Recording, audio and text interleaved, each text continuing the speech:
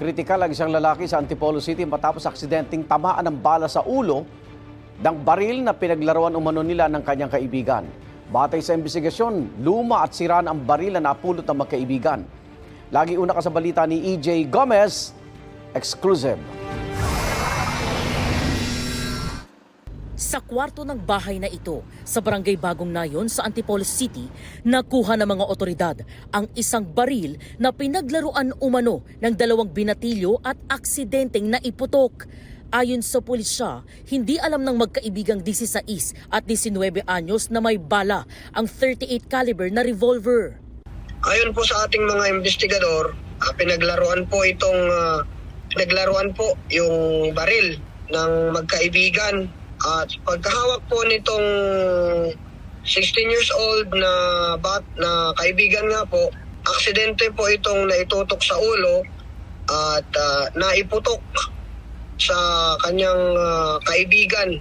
Base sa investigasyon, luma at sira umano ang baril. Baril na pinaglaruan ng dalawang bata is galing din po sa mga barkada nila. Dito lang din po sa kanilang barangay. Yung revolver po na yun is loaded po pala siya ng isang bala.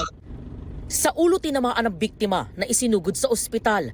Kritikal ang kanyang kondisyon at kinailangan operahan ayon sa mga kaanak. Kwento ng ina ng biktima na pulot ng magkaibigan ang baril na ginamit. Siyempre, mga bata yan, ma'am, pinaglaruan. Basta alam nila laruan na akala nila hindi pumuputok dahil alam nila sira. Para sa amin, disgrasya dahil kaibigan niya.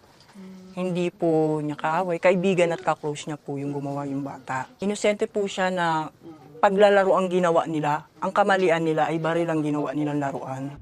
Nasa kustodiya na ng DSWD ang 16 anyos na binatilyo. Paalala ng otoridad sa publiko.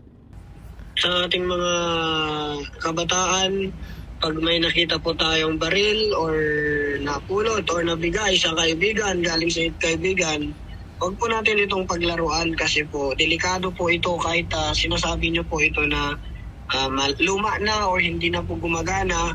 Kung baka mayroon po itong bala, possible po ito na puputok. Pinakamabuti po is i-surrender po natin sa pinakamalapit na police station. Ito ang unang balita. EJ Gomez para sa GMA Integrated News.